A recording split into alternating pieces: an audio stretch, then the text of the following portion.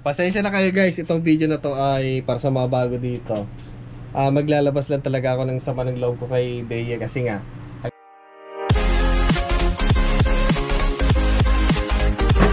hello guys, eto na naman guys, mag-update na naman tayo sa ating ginagamit na hybrid inverter. Bagamat may nagsasabi na parang sabi nila makauuman. Totoo naman guys, nauuman ako dito.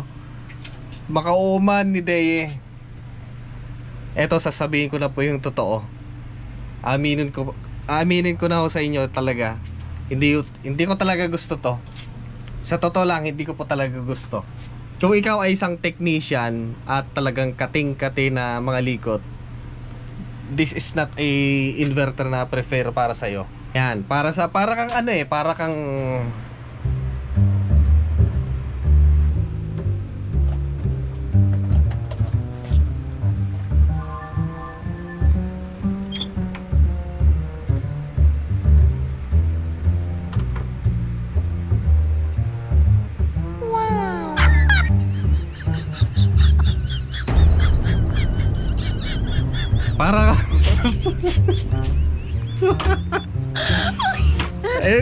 hindi talaga guys, aminin kayo totoo. Kating-kati na. Ako mahilig talaga mga likod. Mahilig ako. Stress therapy ka talaga yung para ako pababaliw dito. Ginagano pa siya. Ano pa yung pwede kong gawin dito? Parang hinahanap ng katawan ko yung pwede kong gawin. Eto, binuksan ko na ulit to. Tinignan ko lang yung loob. Parang stress therapy ko siya na kalikutin ko nga siya.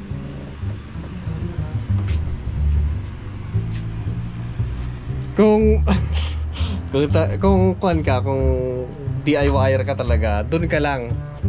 Huwag kang pupunta sa ganito kasi nga sabi ko na nga para kayong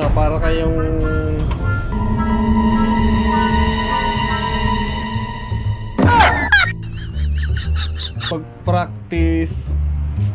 It's all about technician guys. Yung mga walang alam sa about technical, pasensya na, hindi nyo maintindihan to. Hindi nyo talaga maramdaman yung ganitong pakiramdam. Gusto kong baguhin yung wiring ka lang. Nanghihinayang ako na papalitan na naman yung wiring. Okay naman siya. Yun ang sinabi ko, wala akong problema. Kung ikaw ay talaga, eto hindi prefer sa inyo, magsisisi kayo. Eto, pinagsisisihan ko na, nilagay ko to. Buti pa si Pau Pau nun, mayat maya problema, mayat maya. Minsan nga nag-nervous ako yung gaya ng brownout dito na diretso na 3 buwan. Minsan ayaw niya umandar, nag-error 3, error 54 and error 3. So yung naramdaman ko nung binaklas ko siya, pinagbakasyon ko siya, naramdaman ko yun noon. Ninervyos ako siya lang naman yung ginagamit ko noon dito. Bakit? Nandito naman si Thunderbox at si Gloety. Pero ninervyos kasi ako. Parang, ayos, may sira. Ayos, may parang pasensya na kayo guys, itong video na to ay para sa mga bago dito.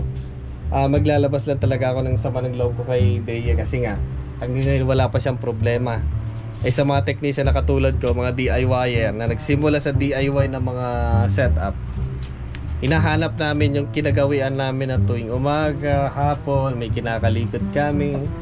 Yung hindi nasisira, sinisira na. Minsan nga, kahit walang sirain, paplantingan namin para may parang gagawin lang kami. Pero dito kasi hindi ko pwedeng gawin kay Deye. Kay Pau Pau pwede.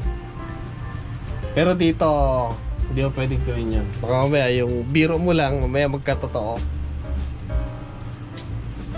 Yun ang sama ng loob ko kay Deye. Si Deye po kasi ay made in China. Siya nga pala guys, nagtatanong kung magkano yung presyo ni Deye. Hindi ko mo masasabi. At para sa mga nagtatanong kung magkano yung gastos ko dito, wala pa akong gastos. Sana to mapanood ng mga nagtatanong kung magkano yung bili ko dito, yung gastos. Wala pa akong gastos dito. Kasi nga si Deye, pinadala niya to na libre. Sponsor niya po sa akin. Ang swerte ni Wandila sa para sa mga gustong magkaroon ng libreng ganito, mag-vlog na rin kayo. Then simulan nyo sa mga product ng mga inverter and so on. stick lang kayo hanggang sa ganun lang po. So eto, hindi rin niya sinabi sa akin kung magkano, basta i-showcase ko daw, gamitin ko, then sabihin ko daw yung mga totoong ano ko sa kanya. Yun lang naman. So saan ka pa, kumbaga ang laki nito kung sakaling bibilhin ko. Bali, wala akong gastos sa kanila, yung battery at inverter. Ang gastos ko lang yung wiring, circuit breaker at yung ating solar panel. Yung solar panel, malaki na rin siya eh.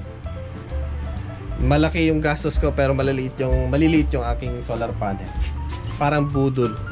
So ganun po, so para sa mga interested na bumili, punta nyo po sa description box. Pero marami na yata sa Maynila eh, pati sa Shopee at Lazada.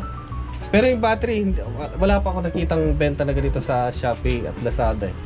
Meron, kaya lang yung parang nakahiga siyang ganon, tapos mas malalaki. Pero yung ganito wala. Ewan kung meron pating ganito, pero meron yata kaya lang yung mas malalaking variant. Marami nagtatanong sa akin, maganda ba si Sungrow, quality ba si Sungrow. Yun nga lang kasi, kung sa presyo, mas mahal yata si Sungrow compare kay Deye. Yung design, although mas maganda yung design ni Sungrow, IP65 yata, IP67 yung kanilang product, talagang kahit na nababasa okay siya. Yun nga lang kasi meron na ako nakitang vlog ng ganon, installation, kaya lang mas prepare pa rin talaga sa mga katulad nating mga tech na mag-review kung masabi kung ano yung talagang actual na performance ng inverter na yon. Ayan, may mga nagsasabi maganda na talaga sa ano, pang industrial din si Sungrow. But for now, ayun. Pero maganda sana kung mapanood niya to, eh, malaki kasing kalaban nilang ano, Deye. Number 1 na competitor nila, kaya subukan natin, sana pansin tayo, subukan natin yung product nila. Okay, see you next time. Bye bye, ingat-ingat mga boss.